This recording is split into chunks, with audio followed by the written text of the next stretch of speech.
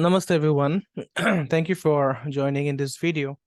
So today I'll be just giving a brief outline on how Rahu and Ketu work. Okay, what work do they do in the chart, and you know what they are doing for you in your horoscope.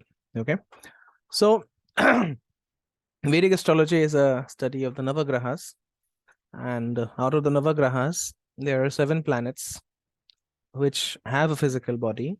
Okay, they are known as the Saptagrahas. And the other 2 planets, which are of course Rahu and Ketu, they are shadow planets that do not have physical body. Okay, so Rahu is known as the dragon's head, while Ketu is known as the dragon's tail.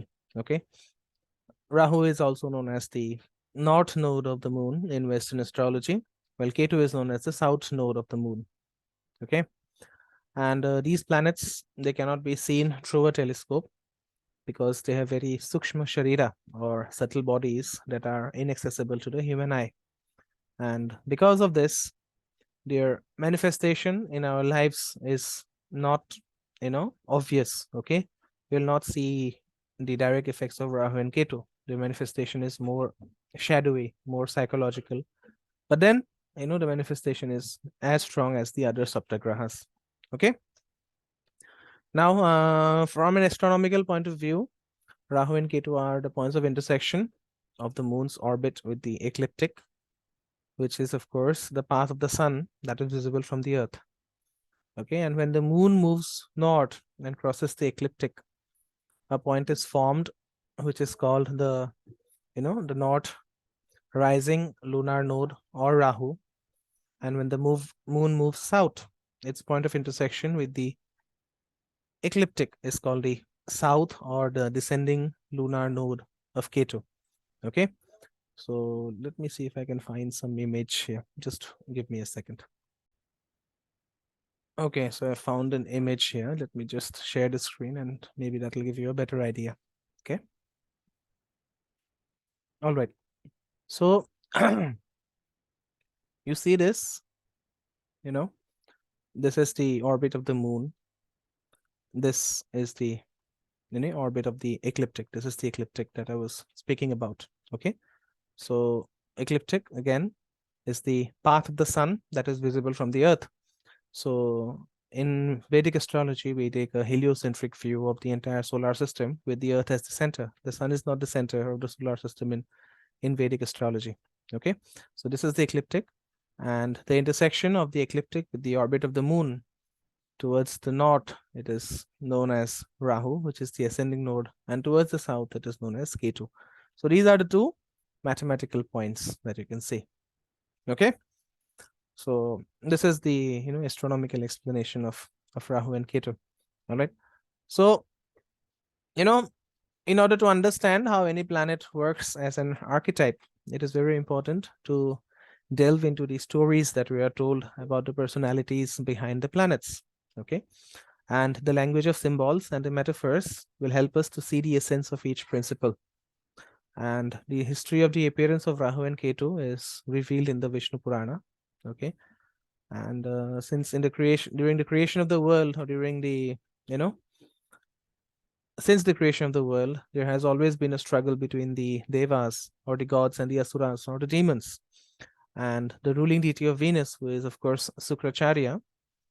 So Venus is the teacher of the asuras, and Venus is the guru of the asuras. So Sukracharya received a mantra from Lord Shiva that revives the dead using the power of austerities. It is known as the Mahamrityunjaya mantra. Okay, it is not the Mahamrityunjaya mantra that you hear on a daily basis. It's very secretive. Okay, and this Mahamrityunjaya mantra gave a sort of undue advantage to the demons over the gods. Okay, because every time the gods thought that they had killed the demons, Shukra, or Venus, would revive the demons by the use of Mahamrityunjaya, and the battle would again continue. Okay, so in despondence, the devatas, they turned to Vishnu for help, who told them to churn the the casual ocean in order to get to drink of immortality, which is known as Amrita. But then the devatas, they could not do it alone, so they had to seek the help of the asuras. And the demons, of course, agreed to help, but on one condition. And the condition was that the devatas had to share the Amrita with them. So, for the purpose of churning, which is in the entire event is known as Samudra Manthan, the devatas and the asuras, they cut down a portion of the mountain named Mandara. Okay. And then they requested the snake around Shiva's neck. That snake's name is Vasuki. So they tied Vasuki around it, and the devas and the asuras, they began to churn the ocean with the mountain. And to provide a base to the mountain, Vishnu took avatar as the Kurma, or the great tortoise, right? So, when the ocean was churned, a lot of things came out, and one of the things to come out was the drink of immortality, which was received along with the other gifts. And the demons, who never understood they did not have an understanding of justice and honesty, they decided to take the Amrita to claim their authority in the universe. Okay. So the devatas in turn prayed to Vishnu, who took the form of a beautiful girl, that is known as the Mohini Avatara. And that Mohini Avatar seduced the demons and took the Amrita. And, very tactfully, the Amrita was handed over to the gods. But then one Asura named Swarabhanu, he suspected something was wrong. He turned into a Devata and stood in the line of gods who took turns in drinking the Amrita, or the nectar of immortality. He finally had a taste of the Amrita, but then Surya Devata and Chandra Devata, they exposed the demon, Swarabhanu, and told Vishnu. And as a matter of fact, Vishnu threw his weapon, the Sudarshana Chakra, at the Asura and cut off his head. But because the Amrita had already reached the demon's body, so Swarabhanu managed to, to keep his body intact, although it was divided into two parts. So both the parts, they became immortal. So the head was named as Rahu and the body was named as Ketu. Okay. And since it was Surya Devata and Chandra Devata who exposed Swarabhanu trying to taste the Amrita, which he eventually did. So this Rahu and Ketu, overwhelmed by a thirst for revenge, have been, mythologically chasing Surya and Chandra in the sky, trying to swallow them. And when the nodes, really sorry about the cough. When the nodes catch up with the luminaries, solar and lunar eclipses occur. But then, since the moon and the sun are immortal devatas, they break out of the mouth of the Asura and throw them to, again, they evade them, only to be pursued eternally. Okay. So as a result, Vedic astrologers, or people who practice Sanatan Dharma, they categorically ask you not to look at the sun and moon when the eclipses occur, because at this time the sun and the moon, they are under the influence of a demon whose energy can easily penetrate the consciousness if you look at the sun and the moon, or the moon during the eclipse. Okay. Now the symbol of Rahu is the head of a demon with an open mouth, which personifies strong desires, a thirst for pleasure. Okay. And since this head has no body, it cannot be satiated. And the more we follow these desires, and the more we not try to understand their power over us, the more they become. It's a multiplying effect that takes place. So Rahu is considered as the son of, as the son of Simhika, who is a personification of illusion that hides the true nature of reality. And through the desires and attachment that is ruled by Rahu, as human beings, we are increasingly immersed in the illusory nature of the material world. Okay. And at the same time, thanks to the realization of the futility of desires and the notorious plan that any attachment presupposes, we also find a resource to move towards higher goals and eternal values. All right. Now, Rahu is a lover of earthly pleasures and benefits of the material world. And Rahu is able to endow a person with great wealth and opportunities for worldly pleasures. However, it's a trap of this planet. Okay. And through the donated blessings, Rahu more and more binds our consciousness to this great illusion. Okay. To the idea of, this is my house, this is my car, this is my money, this is my spouse, and so on. So it takes away from us the understanding of the transient nature of all things. And the more we become attached to the, to the things associated with Rahu, the more we suffer later when we have to part with them. That is the reason when, when someone ends Rahu Mahadasha, a lot of things that they gain during the Dasha is taken away from them, right? So if you're living a period of favorable Rahu, be thankful, but keep in mind that, you own nothing, okay? You are just enjoying things. Take everything that comes and goes as prasad from the Lord, okay? Accept the gifts of life with gratitude, your money, your car, your spouse, your business, your house. Accept everything with gratitude, but then, be ready to let them go at any moment, okay? And this is one of the lessons of Rahu. So Rahu is represented as the serpent, and as the serpent, it tests the strength of our honesty and sincerity, commitment to moral principles, devotion to partners and loved ones. Okay, this is more the case when Rahu becomes the Atmakaraka. Okay, so this Rahu, it plunges the consciousness into illusion, where it tempts our senses and leads the mind to personal destruction at the cost of momentary pleasures. Okay, for example, say if you have a Rahu Venus combination, then you'll be often thirsty for new experiences in love. You may often come across situations that will tempt your sensual nature and incline you to expand into a romantic experience. Okay, you may be married, but then you may want romantic experiences with someone else. Okay, and it happens irrespective of males and females. Now I've seen that during the Dasha and the Antardasha of Rahu, it is very common for vegetarians to maybe start eating meat again and abandon their former beliefs in favor of sensual pleasures.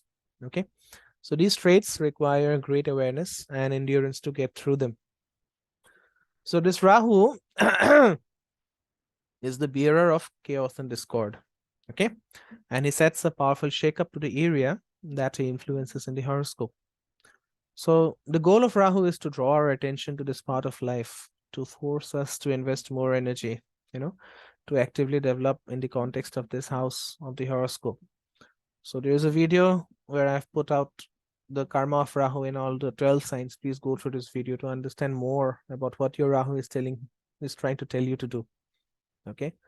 And the house of Rahu in the natal chart is the area where you just want to go and prick. Usually our desires lie primarily in this area. But even if you don't go into it, life will throw up situations in which, you will need to get in touch with the themes of this house and solve the problems created by Rahu. So, Rahu is the house of this Rahu is like the jungle, okay, where we are not experienced to deal with everything that comes with the jungle. Where Rahu stands, our complex and uncomfortable experience is concentrated. But then this experience is also the key to expanding our personality and opening higher level material possibilities in the sphere where Rahu is located, or in whichever house Rahu sits. So when we know how this node is located, how this Rahu is located in the natal chart, we can actually go into this experience consciously with a more transparent understanding of the situation. And this approach allows us to perceive these lessons not as blows of fate, but as an opportunity for personal growth and expansion. And Rahu gives a resource for achieving goals in the material world if we succeed in resolving the difficult situations to which it pushes us. Okay, so if you overcome the problems that are given by your Rahu, you are actually setting yourself up for greatness. Okay, so Rahu is oriented to the outside world and its nature is very extroverted. He is overwhelmed by the desire to know the world in its entirety through a variety of experiences in the outside world.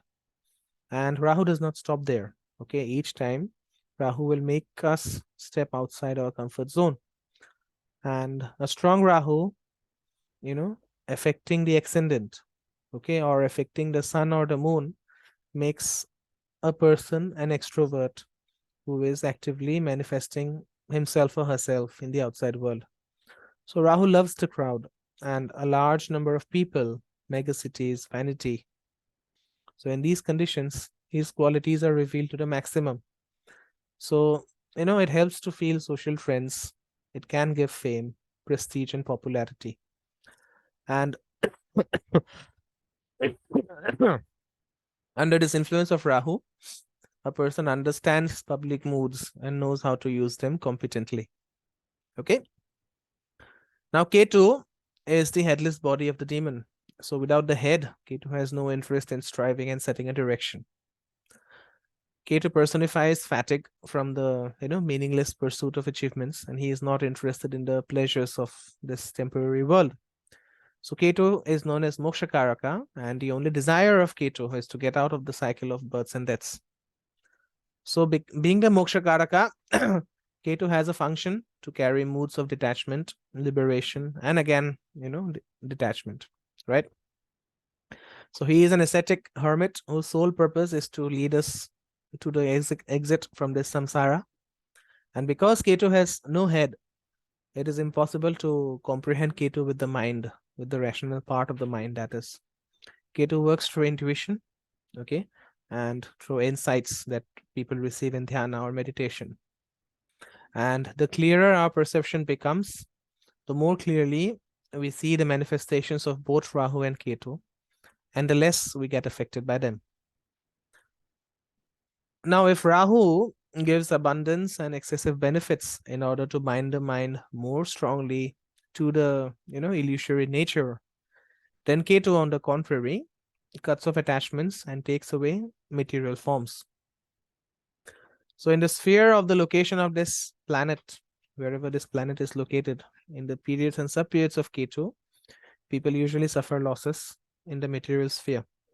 But then if you deepen your awareness as a result of meditation and understand that any forms in the material world are temporary, and if you cultivate non-attachment to transient things, then Ketu softens its influence and can be a great liberator for you.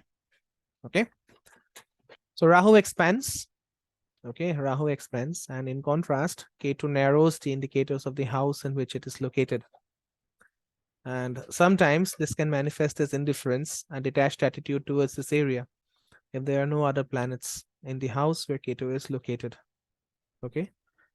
Sometimes, wherever Ketu is located, the native can feel a deficit in terms of the indicators of that house and does not allow himself or herself to enjoy them.